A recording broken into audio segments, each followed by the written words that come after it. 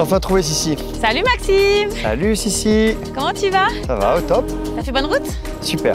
Je m'appelle Maxime Mermoz, je suis ancien joueur de rugby international. Je suis originaire des Vosges et j'ai joué au Stade Toulousain, Perpignan, Toulon et 2 clubs en Angleterre. Aujourd'hui, j'ai 34 ans. J'ai pris ma retraite sportive il y a à peu près un an et demi pendant la période de Covid. Mais en tout cas, j'ai pu bien profiter de toute ma carrière et aujourd'hui, j'essaie de profiter de la vie au maximum. Est-ce que t'es content d'être là quand même? Très très content.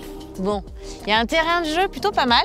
Maxime, de par le sport qu'il a pratiqué à haut niveau, est très imposant au niveau gabarit. On voit que c'est un compétiteur et il aime le dépassement. Et puis c'est vrai que quand on lui lance des challenges, on voit qu'il a envie de les relever et de réussir. Je te propose qu'on s'équipe et qu'on aille découvrir un petit peu tout ça. J'ai tout ce qu'il faut là, non? Il y a juste un petit détail, c'est les chaussures. Il va te falloir une autre paire de chaussures. D'accord. Mais comme je pense à tout, j'ai ce qu'il faut. Je t'ai amené une paire de chaussures de trail. Bon, c'est des baskets, hein, mais sauf qu'elles sont un peu plus cramponnées.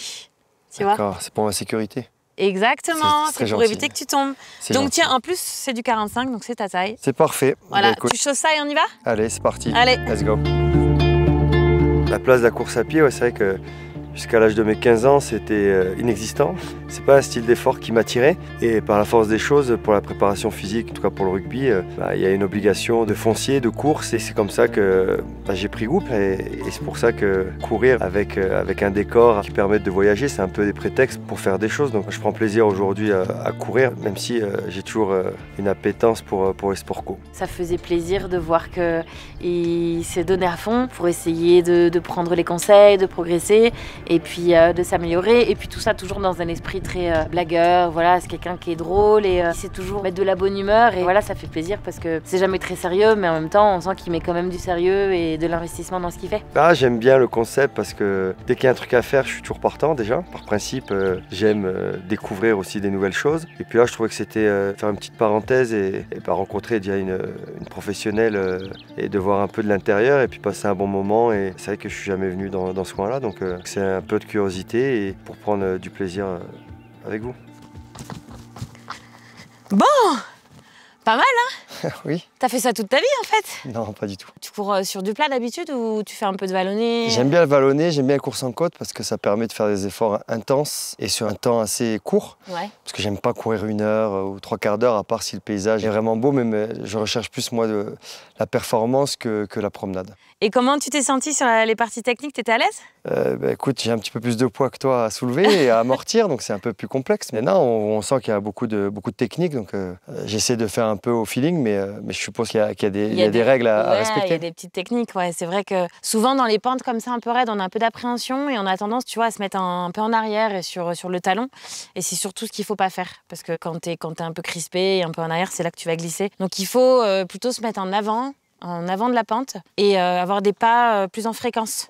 Comme ça, tu as plus d'appui au sol et tu es un peu moins en aération et tu as plus d'emprise. Donc vraiment, petit pas, fréquence et légèrement penché vers l'avant. Mais ce que je te propose, c'est de faire, tu fais une petite descente, comme ça je regarde un peu comment tu te comportes. Oui. Et puis éventuellement, s'il y a des choses à corriger, on en reparle après. Allez, c'est parti. Allez, quand tu veux, Max. Ouh là là, Ouais. ouh là là, crochet. Ouh. Pas mal.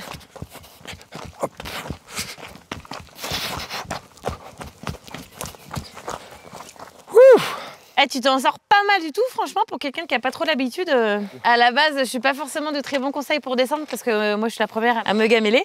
Mais non, c'était vraiment bien. Tu vois, t'étais plus en fréquence. J'écoute les conseils, j'écoute les conseils. Des petits pas. Peut-être encore un peu sur l'arrière. Ouais. Tu vois, un peu sur l'arrière. Je pense que c'est normal. Hein, quand on n'a pas l'habitude, on a un peu d'appréhension. Donc peut-être essaye d'aller plus en avant de la pente, en faisant attention, bien sûr, où tu poses les pieds. Tu t'en refais une, là? C'est parti. J'ai énormément de respect et d'admiration pour ce type de sport et d'effort. Je pense qu'il faut quand même des aptitudes naturelles, mais en tout cas, on peut s'y mettre, même sans chercher, on va dire, le résultat, mais juste, je pense, pour des notions de plaisir. Bravo, tu m'épates. m'épates. Coach, merci coach. Je te propose qu'on fasse la même chose en montée. D'accord. Pareil, de la fréquence, et tu t'aides bien des bras aussi. Les bras, c'est super utile. Alors c'est rigolo parce que Maxime, c'est quelqu'un qui est rapide. Le rugby, voilà, c'est des sprints, c'est de la puissance, c'est de l'explosivité. Donc quand on a fait les exercices, il est parti directement, mais en sprint en fait, en côte. Alors là, Max, tu tiens sur cette montée, mais là, tu tiens pas sur une montée de 1000 D+. Hein. Ah, je tiens sur 50 mètres, grand max. Parce que là, tu nous as fait un sprint en côte, en fait. À l'entraînement, c'est bien de faire du fractionné comme ça en côte. Le problème, c'est que, enfin, le problème, c'est pas un problème, c'est que je suis habitué à faire des 50, 100 mètres ou 110 mètres en répétition. Donc, on est obligé de mettre de l'intensité. Tu as la très bonne maîtrise de la pose appui, en tout cas. T'as pas trébuché une seule fois. On va revenir sur un terrain un peu plus propre et plus courant. On se poursuit la balade tranquille. Allez, c'est parti. On a encore des beaux coins à voir, je pense. Puis en plus, il fait encore beau, donc je pense qu'on va profiter avant que les nuages arrivent. Petit, je faisais du sport tous les jours, dans mon village, ou en club, ou en UNSS. Ça faisait partie de mon ADN et c'est pour ça que ça a été un peu compliqué pour moi de me décider de faire qu'un sport à l'âge de 15 ans. Et j'ai toujours aimé exceller, réussir et progresser, découvrir. Donc c'est un mélange vraiment de plein de petites choses. Et aujourd'hui, c'est pour ça qu'en arrêtant le rugby, ça me permet de redécouvrir ou de refaire pas mal de sports qui me remplissent de joie, de bonheur. Et ce sentiment d'effort, on va dire, de souffrance et d'effort aussi, qui est vital et que je recherche en permanence. Bon, on a passé un bon moment avec Maxime. Je pense pas qu'il soit prêt à prendre un départ de course demain. Mais en tout cas, peut-être qu'il verra la montagne différemment. Le fait d'être venu ici, d'avoir couru sur les sentiers, en tout cas que j'ai peut-être pu réussir à lui faire comprendre ce qu'était notre discipline et qui s'y intéressera un petit peu plus. Et puis j'espère peut-être avoir la bonne surprise de tomber sur une photo de lui en basket sur un sentier sur ses réseaux sociaux.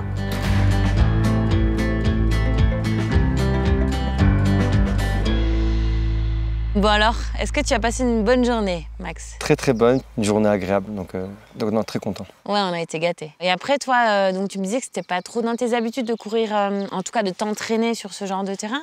Mais après, tu vas quand même régulièrement te ressourcer. Comme je t'ai déjà dit, je suis né dans les Vosges. On a l'habitude d'être en pleine campagne. J'ai envie de dire, je suis pas sur mes terres, mais presque. Quand on est à la montagne, c'est vrai qu'on n'a pas besoin d'être avec du monde, avec quelqu'un. Et c'est vraiment un moment pour se retrouver et remettre un peu les compteurs à zéro. Ouais, une connexion avec soi-même. On n'a pas besoin d'être loin. Des fois, à 10 minutes de route, on sort d'une ville et on trouve toujours plein d'endroits. Donc, ouais, tout à fait. On remet toujours à demain les choses qu'on peut faire de suite. Et quand on les fait, on se dit, mais pourquoi je ne les fais pas plus souvent? T'es un compétiteur, t'es un homme de défi, donc ça pourrait être quelque chose que tu puisses être amené à faire, te dire, voilà. Pourquoi pas me remettre un peu plus à la course pour en profiter et découvrir un peu des endroits comme ça.